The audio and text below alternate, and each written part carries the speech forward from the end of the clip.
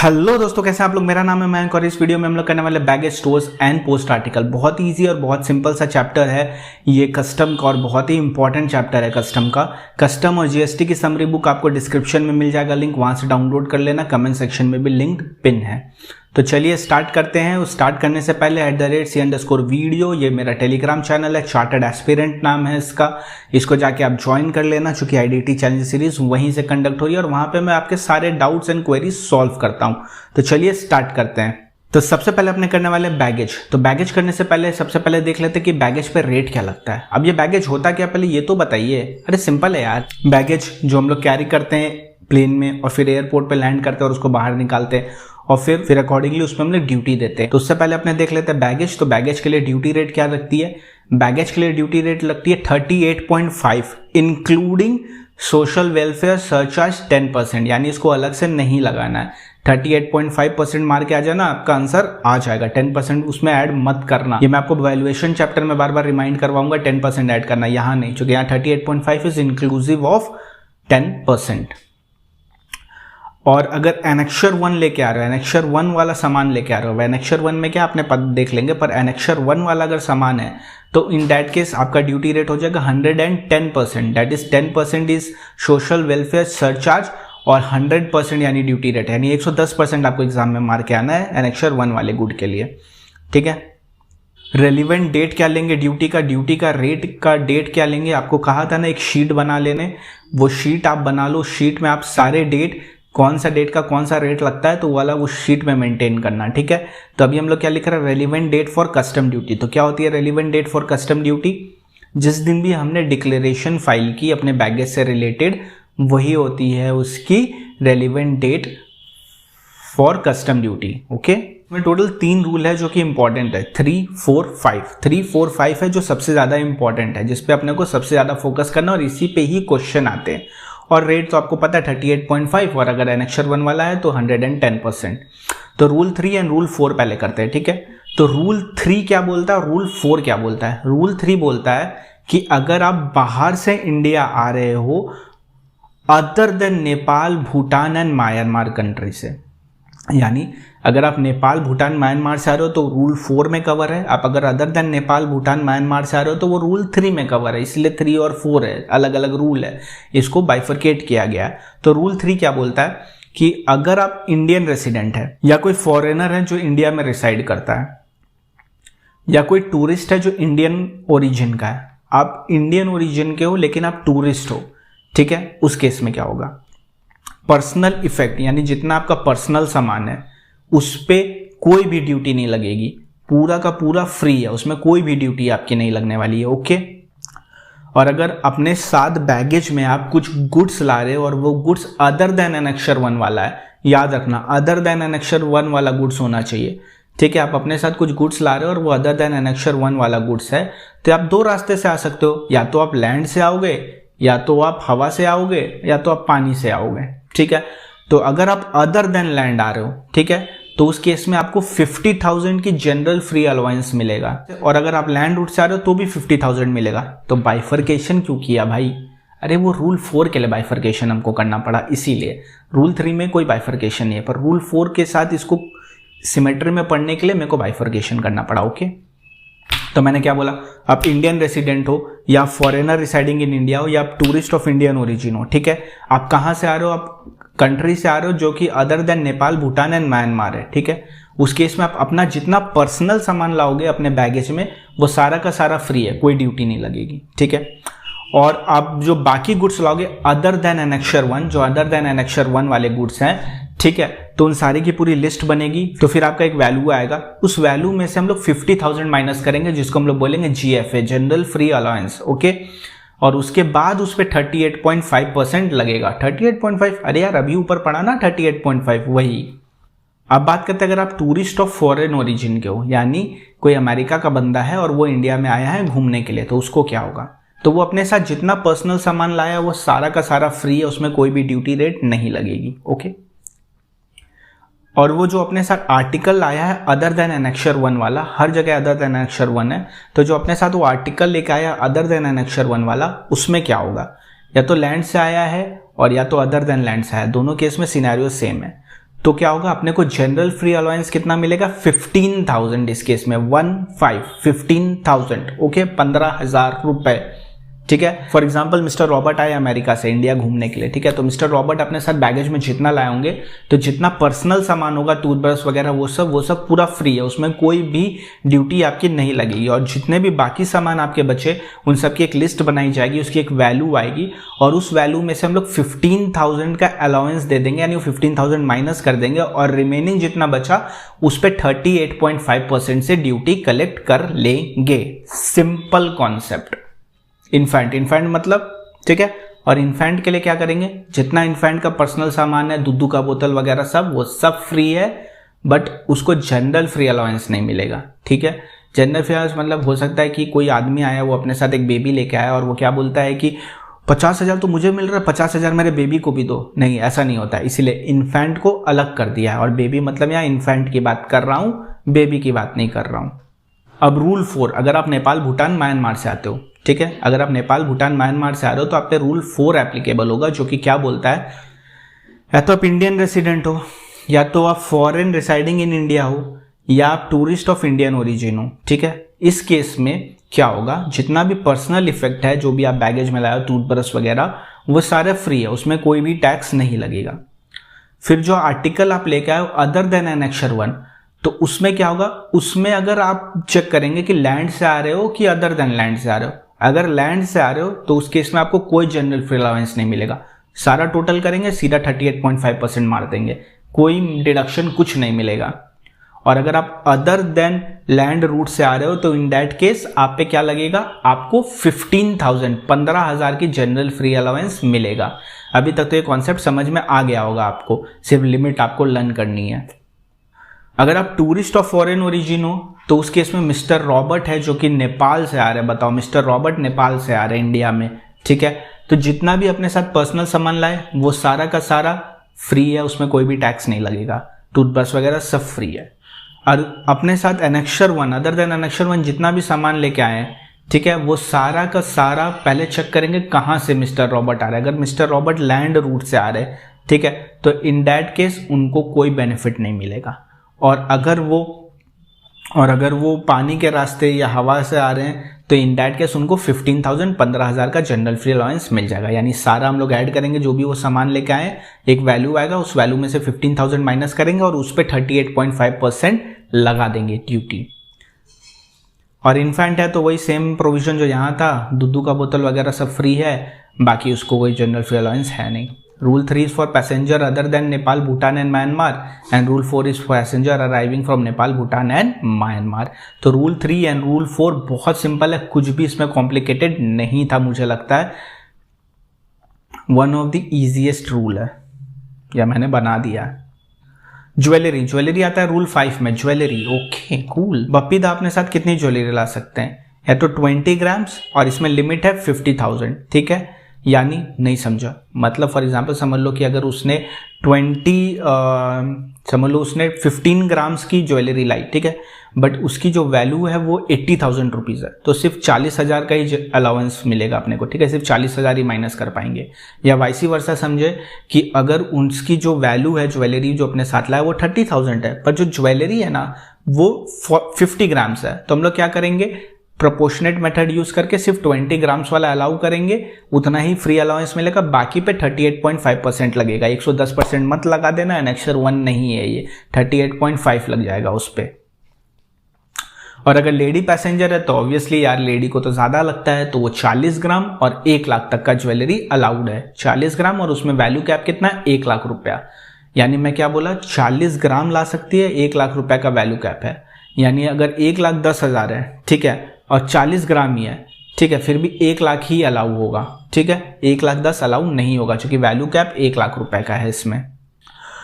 But इसमें one of the most important point है जो एग्जाम में डेफिनेटली मिस्टेक होगा। एग्जाम में आई वोंट से, भगवान ना करे एग्जाम में मिस्टेक हो, बट आप जब प्रैक्टिस करोगे क्वेश्चन तब आपसे डेफिनेटली ये मिस्टेक होगी, और वो होगी 1 ईयर वाली, 1 साल। इसमें 1 साल का क्राइटेरिया है, कम से कम आप 1 साल बाहर रहने चाहिए, तब आप इंडिया आओगे, तब आपको रूल 5 में मिलेगा या तो 20 ग्राम्स 50,000 या तो 40 ग्राम्स 1 लाख का अलाउंस। और ये अदर देन 3 and 4 है, ठीक है, यानी 5 में आपको मिला, ठीक है। अच्छा, इसमें क्वेश्चन आता है बड़ा मज़ेदार, ठीक है, उसमें आप कंफ्यूज हो सकते हो। क्या होगा कि आपको फॉर एग्जांपल मान लिया, हम लोग मानते हैं जेंटलमैन पैसेंजर है, ठीक है, जेंटलमैन पैसेंजर आया, वो 60,000 का ज्वेलरी लेके आया, ठीक है, तो कितना अलाउड होगा 50,000, बचा 10,000, वो टैक्सेबल में चला जाएगा, ठीक है। जो 10,000 जो गया ना, उस पे जो ना ऊपर अपने 50,000 पढ़ के आए थे ना, वो यहाँ मिलेगा जनरल फ्री अलाउंस। यानी जब हम लोग पूरा वैल्यू कैलकुलेट करेंगे तो 50,000 माइनस कर देंगे, ठीक है, 50,000 माइनस कर दिया ज्वेलरी का 10,000 बचा, उसको ऐड कर देंगे यहाँ पे, ठीक है, जो पूरा वैल्यू कैलकुलेट किया उसमें 10,000 और ऐड कर देंगे, और उसके बाद 50,000 या 15,000 विच एवर द केस में भी अकॉर्डिंगली माइनस कर देंगे। सिंपल। कुछ अदर रूल्स पढ़ लेते छोटे से एकदम। क्या बोलते हैं, अकम्पनीड बैगेज। अनअकम्पनीड बैगेज मतलब बिना आपके बैगेज आ गया, तो कब आ सकता है, या तो 2 months बिफोर अराइवल, या तो 2 months बिफोर अराइवल या 1 month आफ्टर अराइवल आ जाना चाहिए, तो ही उसको अनकम्पनीड बैगेज मानेंगे, ठीक है, या तो 2 months पहले या तो 1 month बाद। और इसमें as it is same provision लगेगा जो ऊपर लगा है, सारे बेनिफिट्स इसमें भी अवेलेबल हो जाएंगे आपको रूल 3, 4, 5 के। क्रू का बैगेज, क्रू का बैगेज, अच्छा आपने सुना होगा ना, बहुत सारे लोगों के दोस्त होते हैं ना जो कैबिन क्रू में होते हैं या शिप के क्रू में होते हैं, तो उनको क्या होता है, वो बोलते हैं कि मेरे लिए यहाँ से चॉकलेट ले आना, अरे तू मिलान जा रहा है, मेरे लिए वहाँ से चॉकलेट ले आना वगैरह वगैरह। तो उन कैबिन क्रू को क्या बेनिफिट है, तो उन कैबिन क्रू के लिए बोला गया कि आपको 1,500 रुपए का बेनिफिट है। 1,500 बहुत कम लग रहा है ना, बट नहीं, उनका तो एवरीडे का आना जाना है ना, तो एवरीडे 1,500 हो जाएगा फिर उनका, जितना बार भी ट्रैवल करेंगे, है ना, ये पर मंथ थोड़ी ना, ये तो पर ट्रैवल पे डिपेंड करता है, इसीलिए यहाँ पे 1,500 दिया गया है। और किस चीज में, लाइक चॉकलेट्स, चीज, cosmetic and other PT gift, छोटे मोटे गिफ्ट जितने भी है फॉर देयर फैमिली और पर्सनल यूज, तो उसमें 1,500 तक का बेनिफिट आपको मिलेगा। 1,500 के ऊपर जितना भी है उस पर 38.5% लग जाएगा, और अगर एनेक्सर 1 ले आए हो तो फिर तब तो 110% देना पड़ेगा। एनेक्सर 1 क्या होता है, एनेक्सर 1 बता रहा हूं ना, एनेक्सर 1 मतलब हो गया फायर आर्म्स। नंबर 1 सबसे पहले फायर आर्म्स, अगर आप फायर आर्म्स लेके आते हो तो आपको 110% देना पड़ेगा, प्लस आपको जो भी एक्ट एप्लीकेबल है उसको फॉलो करना पड़ेगा। कार्टेज ऑफ फायर आर्म्स, गोली लेके आते हो, अगर गोली लेके आते हो cartridge of firearms exceeding 50,000 तो ही एनेक्सर 1, अगर लेस देन 50,000 है तो वो ऊपर कवर हो जाएगा, उस पर जनरल फ्री अलाउंस भी मिलेगा, उसको 38.5% का रेट लगेगा। और मान लो आप 51 लाए, अगर आप 51 कार्टेज लाए तो 50 वाला तो ऊपर कैलकुलेशन में चला जाएगा और उस पर 50,000 या 15,000 का जनरल फ्री अलाउंस मिल जाएगा और 38.5% उस पर लगेगा। पर जो एक्स्ट्रा 1 कार्टेज बचा ना, उसका वैल्यू अपने निकालेंगे और उस पर 110% लगाएंगे, उस पर 110% का रेट लगाएंगे। यानी अगर इसमें एक्सीडिंग लिखा है तो एक्सीड होने पे ही एनेक्सर 1 एप्लीकेबल होगा, वो उसके पहले वो नॉर्मल प्रोडक्ट की तरह ट्रीट किया जाएगा। फिर क्या है, cigarette 100 sticks, cigar 25 stick, tobacco 125 ग्राम, अगर इससे एक्सीडिंग हुआ तो ही एनेक्सर 1, नहीं तो नॉर्मल प्रोडक्ट, ठीक है। तो सिगरेट 100, सिगार 25, दोनों को जोड़ दो तो 125, यानी टोबैको 125 ग्राम, इतना एक्सीड होने पे एनेक्सर 1, अगर इतना एक्सीड नहीं हुआ तो नॉर्मल 38.5 लगेगा, और इतना अगर एक्सीड हो गया तो 110% लगेगा उस पर। अब अल्कोहलिक लिकर और wine in excess of 2 litres, 2 litre से ज्यादा अगर दारू लेके आओगे तो एनेक्सर 1, 2 लीटर से कम है तो नॉर्मल, ठीक है, 2 लीटर से ज्यादा 110%, 2 लीटर से कम है तो 38.5%। फिर गोल्ड सिल्वर कुछ भी लेके आओ, कोई फर्क नहीं पड़ता यहाँ पे, कितना भी लेके आओ। फिर फ्लैट पैनल एलसीडी टीवी, अगर एलसीडी टीवी लेके आते हो या प्लाज्मा टीवी या वगैरह वगैरह लेके आते हो, तो जितने टाइप प्रकार की फ्लैट पैनल एलसीडी टीवी होती हैं उन सब पे 110% लगता है, 110% लगता है। तो एनेक्सर 1 बहुत सिंपल है, फायर आर्म्स कोई लिमिट नहीं है, एक भी लेके आओगे तो भी 110%, कार्टेज एक्सीडिंग 50 लाओगे तो ही 110%, वरना 38.5 प्लस जनरल फ्री अलाउंस भी मिलेगा। सिगरेट 100, सिगार 25 और टोबैको 125 ग्राम, इसके एक्सीडिंग होगा तो 110%, इसके अंदर होगा तो 50,000 15,000 का बेनिफिट भी मिलेगा और 38.5% लगेगा। अल्कोहलिक लिकर और wine in excess of 2 litres, अगर 2 लीटर्स के बियॉन्ड है तो 110%, अगर दारू 2 लीटर से कम है तो उस केस में आपका कितना लगेगा, 38.5% प्लस 50,000 या 15,000 एज द केस में भी उतना जनरल फ्री अलाउंस मिलेगा। गोल्ड सिल्वर पे कोई लिमिट नहीं है, लेके आओगे स्ट्रेट 110%।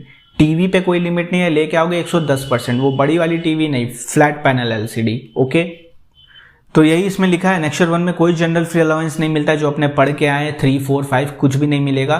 और इसमें रेट ऑफ ड्यूटी 110% लगती है, including social welfare surcharge.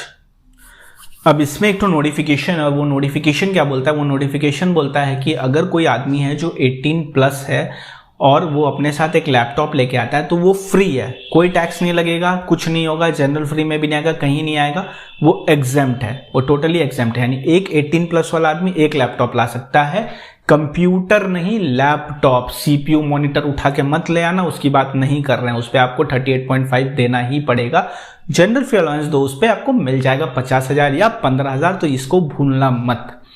Laptop पे कोई नहीं, पूरा एग्जेम्प्ट का, उसको वैल्यू में लेंगे ही नहीं, लैपटॉप नहीं लेंगे वैल्यू पे, पर्सनल इफेक्ट भी नहीं लेंगे वैल्यू पे, और सॉवरेन भी नहीं लेंगे। सॉवरेन क्या होता है, अरे यार अपने साथ जो वो करेंसी लेके आया, अब घूमने आया है तो खाली जेब तो आएगा नहीं ना, पैसा लेके आएगा ना, तो वही पैसा की बात हो रही है यहाँ पे। स्टोर्स और पोस्ट, बस जो पॉइंट इसमें लिखा है ना, इतना ही इंपॉर्टेंट है, इससे ज़्यादा कुछ इंपॉर्टेंट है नहीं इसमें। फिर भी क्वेश्चनर बना लेना, आपको कोई क्वेश्चन अगर इंपॉर्टेंट लगता है आपके क्वेश्चनर में तो ज़रूर मार्क कर लेना, ऑब्वियसली मार्क कर लेना।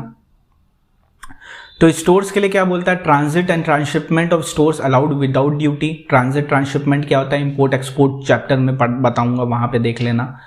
Stores allowed to deposit in warehouse without warehousing, provision of warehousing. Warehousing without warehousing के भी स्टोर्स को हम लोग जमा करवा सकते हैं स्टोर्स वेयर हाउस में।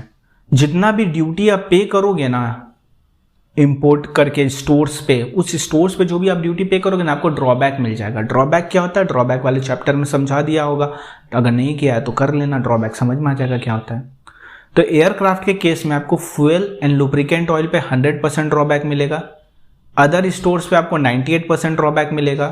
वेसल में आपको fuel, lubricant oil and others में 99% ड्रॉबैक मिलेगा, 100 नहीं मिलेगा वेसल में। एयरक्राफ्ट में सिर्फ 100 मिलेगा, ठीक है। अब बात करते हैं रेलिवेंट डेट। देखो पोस्ट के लिए सिर्फ यही क्वेश्चन इंपॉर्टेंट है जहाँ पे आपसे पूछेंगे कि क्या रेलिवेंट डेट होना चाहिए, और मैंने आपसे क्या कहा था, कस्टम में बहुत सारे रेलिवेंट डेट आने वाले हैं, तो एक शीट प्रिपेयर कर लेना। एक शीट में आप सारे relevant date line by line लिखना, जिसको आप यूज करोगे रिवीजन करने के लिए एग्जाम हॉल में जस्ट एंटर करने से पहले, ठीक है। ये सारी स्ट्रैटेजी मैं आपके साथ शेयर करूंगा, टेंशन मत लो। अभी बस जैसे बोल रहा हूँ वैसे प्रिपरेशन करते जाओ अपनी। तो अगर इंपोर्ट का केस हो सकता है या एक्सपोर्ट का केस हो सकता है। अगर इंपोर्ट का केस है तो अब देखेंगे वेसल से माल आया है या अदर देन वेसल से आया है, ठीक है। तो पोस्ट के केस में अगर वेसल से माल आ रहा है, इंपोर्ट हो रहा है, वेसल से इंपोर्ट हो रहा है, तो उस केस में अच्छा क्या होता है ना, पोस्टल अथॉरिटी ना एक लिस्ट जमा करती है, ठीक है, डिपार्टमेंट के पास, कि हम ये प्रोडक्ट है जो मेरा इंपोर्ट होके आ रहा है, तो वो लिस्ट प्रेजेंट करती है, ठीक है। तो इंपोर्ट के केस में, वो भी वेसल के केस में क्या होगा पोस्ट में, कि अगर list after arrival of vessel present की गई है, लिस्ट है जो after arrival of vessel present की गई है, तो date of presentation of list, ठीक है। लिस्ट जो है बिफोर अराइवल ऑफ वेसल की गई है, तो date of arrival of vessel, simple है। वो डेट लेंगे ड्यूटी का रेट उस डेट का आएगा, ठीक है। क्योंकि हो सकता है कि ड्यूटी का रेट अलग हो, हर डेज पे चेंज हो जाए या कुछ भी हो सकता है, तो किस दिन का लेंगे, तो इस दिन का लेंगे। किस दिन का लेंगे, अगर इंपोर्ट कर रहे हैं और वेसल का केस है, पोस्ट की बात कर रहा हूं, ठीक है, तो लिस्ट जिस दिन पोस्टल अथॉरिटी जमा करता है, ठीक है, वो वाला डेट, ठीक है, इस पे डिपेंड करता है सब कुछ। तो लिस्ट अगर पहले जमा किया है तो date of arrival of vessel, list अगर बाद में जमा किया है तो डेट ऑफ लिस्ट, ठीक है, जिस दिन भी लिस्ट जमा किया वो। और अगर एयरक्राफ्ट से आया तो कोई बिफोर नहीं, कोई आफ्टर नहीं, कुछ नहीं देखना। एयरक्राफ्ट से अगर इंपोर्ट हो रहा है तो जिस दिन लिस्ट प्रेजेंट किया वो दिन। एयरक्राफ्ट से अगर इंपोर्ट हो रहा है या व्हीकल से अगर इंपोर्ट हो रहा है तो उस केस में जिस दिन लिस्ट जमा किया पोस्टल अथॉरिटी वो वाला दिन, ओके। अब एक्सपोर्ट्स गुड का बात कर लेते हैं। एक्सपोर्ट गुड के केस में क्या डेट लेंगे, अपने डेट लेंगे, date on which exporter delivers such goods to postal authority for exportation, यानी जिस दिन एक्सपोर्टर ने डिलीवर कर दिया पोस्टल अथॉरिटी को वो वाला दिन का ड्यूटी रेट लेंगे, वो वाला दिन का ड्यूटी रेट लेंगे फॉर एक्सपोर्ट।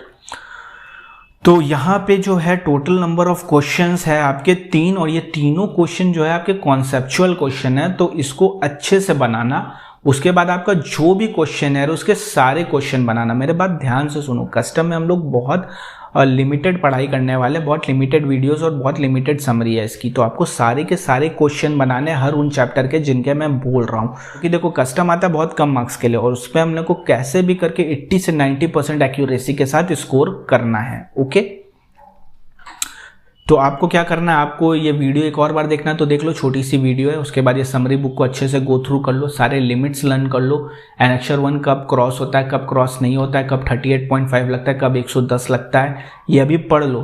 हो सकता है तुमको अभी समझ में ना आए, फिर एक बार सारे क्वेश्चन बनाओ, ठीक है। नहीं तुम एक काम करो, इस बार थोड़ा उल्टा चलते हैं। तुम सबसे पहले क्या करो, समरी बुक पढ़ लो, ठीक है, ये वीडियो देख के, फिर सारे क्वेश्चन बना लो। जब सारे क्वेश्चन बना लोगे ना, उसके बाद वापस ये वीडियो देखना, तुमको सब समझ में आ जाएगा, ठीक है। तो इस बार थोड़ा उल्टा करेंगे, जरूर से जरूर ये वीडियो क्वेश्चन बनाने के बाद देख लेना, तभी सब चीजें क्लियर होंगी तुम्हारे माइंड में, ठीक है। और @CA_videos ये चैनल का ग्रुप है, यहाँ जाके पोस्ट कर देना whether you have accomplished the target और नॉट। नहीं समझ में आ रहा है तो आई बटन में लिंक आ रहा होगा, उसको खोल के देख लेना। और इस चैनल को भी सब्सक्राइब करो, वीडियो लाइक करो, कमेंट करो। बार बार हर वीडियो में मेरे को बोलना पड़ रहा है, आप लोग कर नहीं रहे हो, कम ऑन यार करो। और इस चैनल को भी सब्सक्राइब कर लो, क्योंकि इस चैनल पे बहुत ज़्यादा टिप्स एंड ट्रिक्स आने वाली है। तो thank you, till then it's my take care.